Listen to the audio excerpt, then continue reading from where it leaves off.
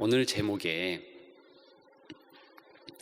귀한 포인트가 42절에 있고 구운 생선 한 토막이 제목입니다. 배고프신 분들이 있으실 수도 있겠습니다. 세계 역사를 몇 가지 음식들이 바꾼 경우가 있습니다. 첫째는 육포. 일전에 제가 성도님을 통해서 육포를 받은 적이 있는데 참 맛있게 먹었습니다만 그 소고기 육포, 고기의 육포가 세계 역사를 변형케 한 음식이라는 것이지요.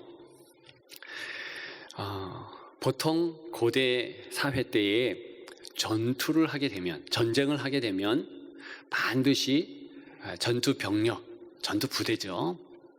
그리고 보급 병력, 보급 부대죠. 그렇게 쌍으로 같이 움직였습니다.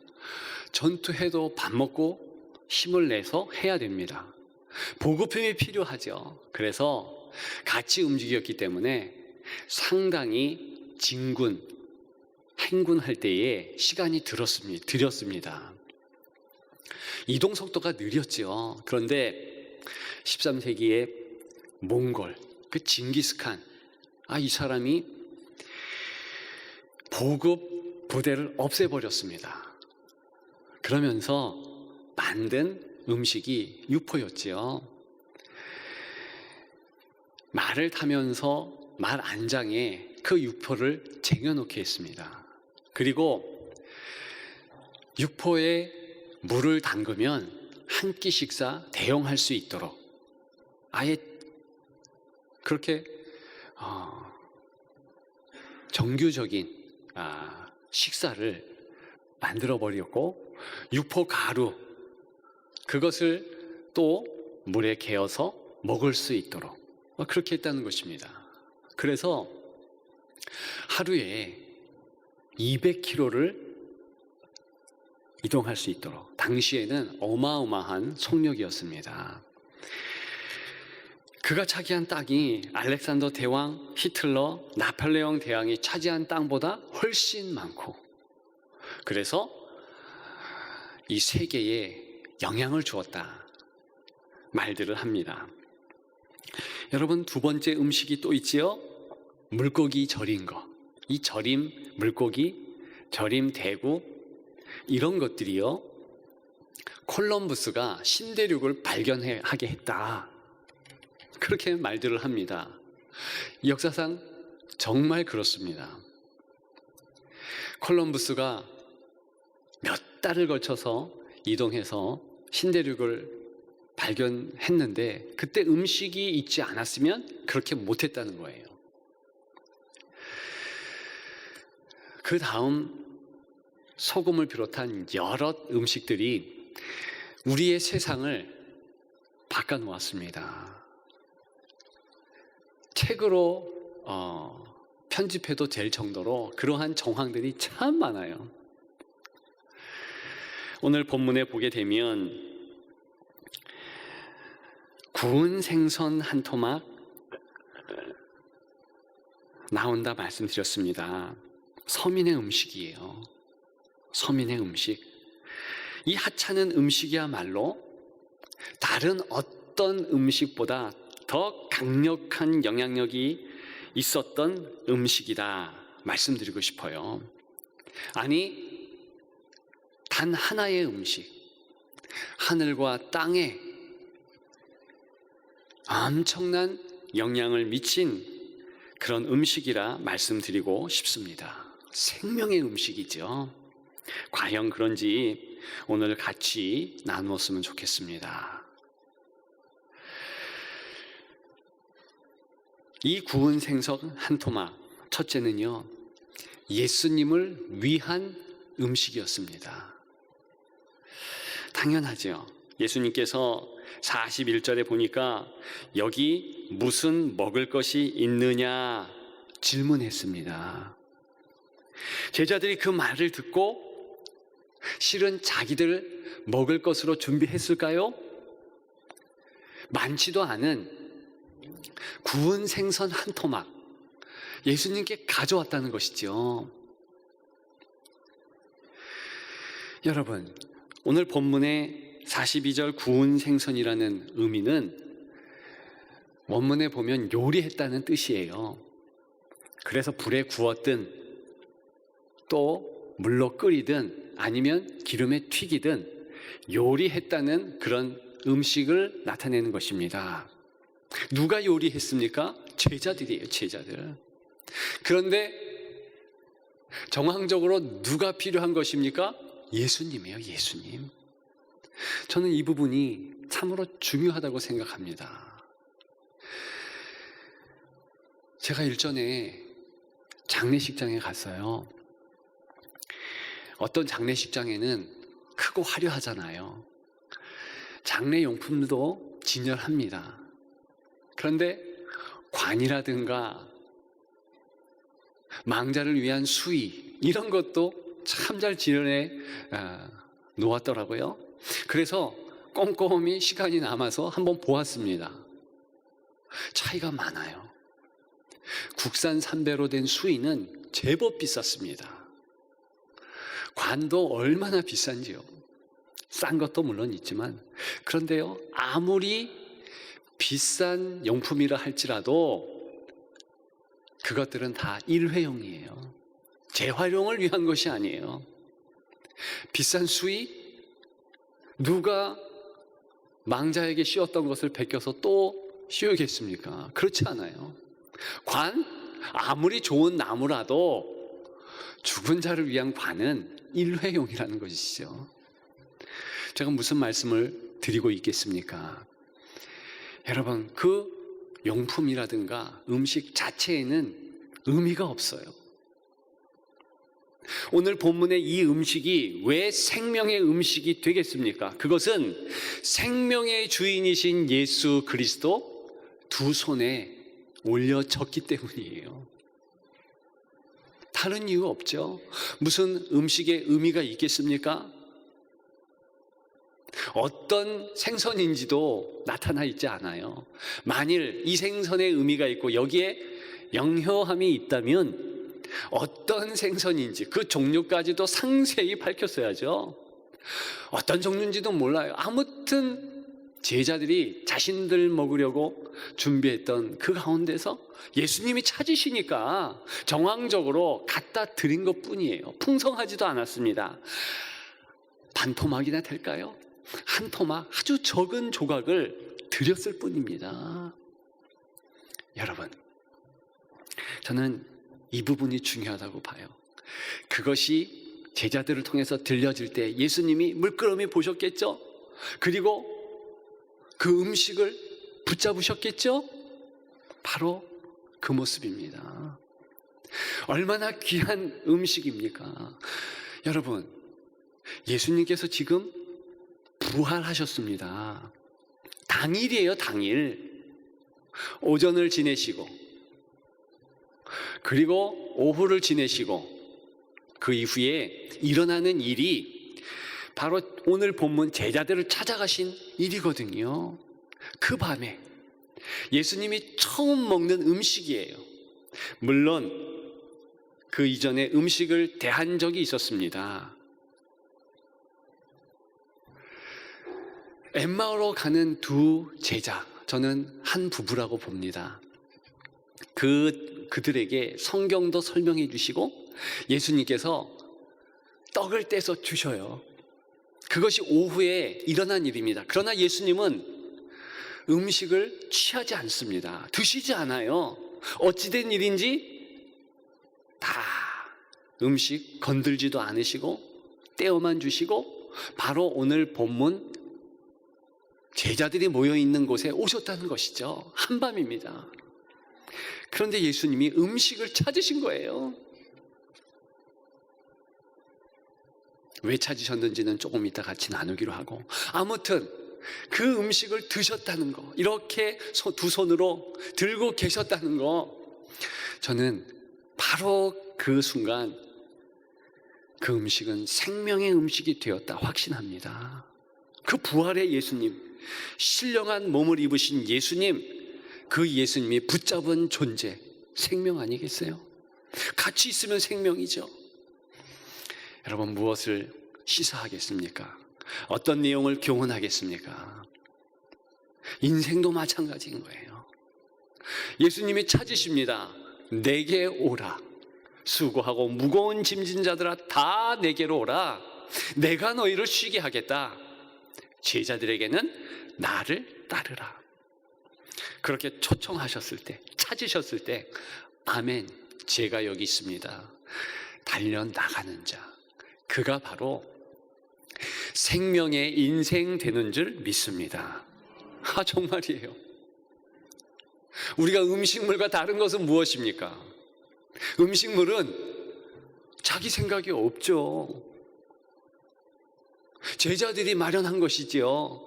제자들의 의사와 예수님의 명령에 의해서 가져다 드린 것 뿐이지요. 그런데 우리는 그렇지 않아요.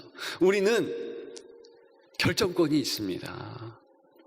내가 예수 그리스도 앞에 나아가겠다 결정하는 거잖아요. 그런데 예수 그리스도 앞에 나아가서 그 두 손에 만진 바 되고 안긴 바 되면 인생 끝, 달라진 것입니다. 생명의 존재가 되는 줄 믿습니다. 생명의 주 예수 그리스도께서 빈 무덤을 뒤로 한 채 우리에게 따라오신 것이죠. 그리고 그 두 손으로, 피 묻은 피보혈의 그 손으로 우리를 안으신 것입니다. 그리고 우리를 붙잡으시고 너희가 나를 위한 존재가 되라 말씀하신 줄 믿습니다. 그 말대로 우리의 뜻, 우리의 생각 다 주 앞에 드리면 주님께서 우리를 붙잡아 주시고 전혀 놓지 않으시고 승리하게 하실 줄 믿습니다. 그 교훈, 오늘 본문의 이 교훈 우리 마음에 새기기를 주님의 이름으로 축복합니다. 여러분, 구운 생선 한 도막 어떤 음식일까요? 두 번째는 예수님의 의한 음식이었다. 예수님을 위한 음식이었다 말씀드렸습니다. 또 하나는 예수님의 의한 음식이다. 여러분, 43절에 보니 제자들이 드렸을 때 그것을 받으셨습니다. 그 앞에서 강조되었습니다. 그 앞에서라는 것은 제자들 앞에서 잡수시더라. 근데 왜 잡섰습니까? 배가 고파서요? 아니요, 그렇지 않죠. 예수님은 이미 부활의 신령한 모습으로 나타나신 것입니다. 배고픔이 있겠습니까? 초월하시죠. 그런데 왜 구운 생선 한 도막을 이렇게 받으시고 드셨습니까? 이유는 한 가지, 제자들을 위해서예요. 저와 여러분들을 위해서예요. 왜 그렇습니까? 37절에 보면 제자들의 모습 놀라고 무서워했다 그랬습니다. 오늘 성가대가 찬양할 때도 놀라고 무서운, 두려워하는 인생들, 그 인생들을 주제로 찬양을 했습니다. 놀랍고 무서웠다. 예수님은 더 일찍이 36절에 너희에게 평강이 있을지어다 명했어요. 평강이 있을지어다. 그럼에도 불구하고 이들은 예수님을 보면서 평강이 아니라 두려움이 더 커졌습니다. 왜요? 37절에 보면 영으로 생각하는지라, 환영으로 생각한 거예요. 환영. 환상인지 안 거예요. 헛개비인 건지 안 거예요. 깜짝 놀라죠. 그때 예수님이 두 손을 벌리십니다. 봐라, 내 손과 발 흔적이 있지 않는가? 만져봐라, 살과 뼈가 있는가 살펴봐라. 영은 없는데 나는 있다. 그렇게 말씀하셔요. 그러면서 정말 육을 가진 자만 행할 수 있는 그런 존재만 행할 수 있는 먹는 취식의 행동을 보여주십니다. 그런 것이잖아요. 평강을 주기 위함이죠. 안심시키기 위함이죠. 아무튼 이 음식은 예수님에 의해서 사용되는 거죠. 크게 쓰임을 받는 거죠. 여러분, 이 모습 또한 우리에게 주는 시사점, 교훈이 크다는 것입니다. 예수님이 그냥 취하지 않으세요. 이유가 있죠. 사용하시려는 것이죠. 저와 여러분들도 예수님 주변에 있다, 예수님 품에 안겼을 때에 예수님은 우리를 그냥 두지 않으십니다. 꼭 우리가 가지고 있는 예수 생명, 다른 사람들에게 영향력 있게 쓰도록 행하신다는 것입니다. 여러분, 어떤 모습, 어떤 형편이로든 예수님께서는 우리가 가지고 있는 예수 생명을 쓰임받도록 하십니다. 저와 여러분들이 그냥 예수님에 대하여서 이야기하면 되는 거예요. 교회를 소개하면 되는 거예요. 우리 자녀들에게, 얘들아, 내가 너희를 위해서 기도하겠다. 그래서 우리가 이 시간에 예배 드리고 이 시간에 기도하고 찬양하고 집에 가면 우리에는 생명력이 흘러넘치는 거예요. 기왕이면 축복하십시오. 기왕이면 칭찬하십시오. 기왕이면 좋은 말을 하되 생명력 있는 하나님의 말씀을 여러분들의 입술을 통해서 나가게 하십시오. 그대로 되는 줄 믿습니다. 여러분, 이 적은 하찮은 음식도 예수님이 이렇게 귀하게 계획하시고 쓰시는데 하물며 우리 그렇게 하나님께서 인도하시고 우리를 쓰실 줄 믿습니다.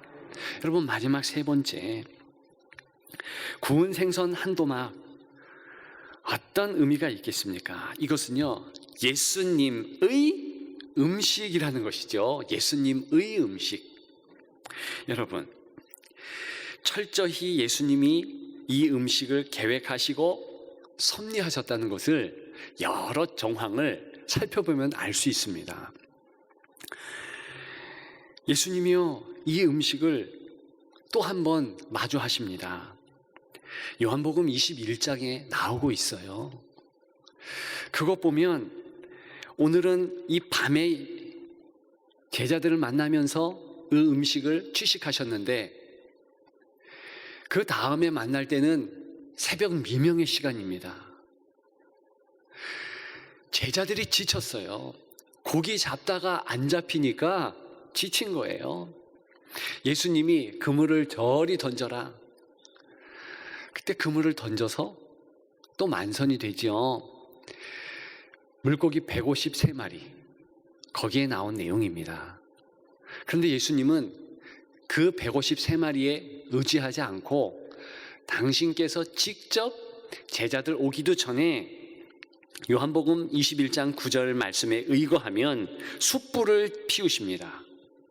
그리고 그 위에 생선을 놓으시고 떡도 구우시면서 같이 음식을 만드시는 거예요. 여러분, 어떤 예수님의 마음입니까? 지금 풍성한 식탁을 제자들에게 제공하고자 하는 사랑의 마음이잖아요. 별것 아닌 이 음식조차도 예수님은 그 이전에 오늘 본문 말씀에와 같이 다 계획이 있으신 거예요. 예수님의 시나리오 가운데 딱 떨어지는 그런 내용이었다는 것입니다. 그러면서 풍성한 조반, 풍성한 잔치, 하늘나라의 잔치를 이 땅에서 배설하십니다. 만들어주시지요. 여러분, 이것이 바로 예수 그리스도의 음식물이었다 말씀드리는 거예요. 주님의 신비한 계획 안에서 다 있었던 거. 그래서 그랬을까요? 초대교회는 예수님을 상징할 때 이띠우스, 그러면서 물고기 모양으로 예수님의 상징을 만들었습니다. 그것도 어떻게 보면 예수님의 섭리요, 은혜였겠지요. 아무튼 그렇게 하나님께서 인도하시면서 사랑을 보이는 하나의 중요한 매개체로 사용하신 거예요. 여러분들은 어떻습니까? 우리 주님께서 여러분들을 아예 나의 소유다, 그렇게 붙잡으신다. 오늘 본문 말씀에 아주 작은 조각난 구운 생선을 보면서 우리는 깨달을 수 있습니다. 이 생선도 이렇게 소유하시면서 적절하게 역사하도록 하는 그런 은혜를 주셨는데 우리는 어떨까?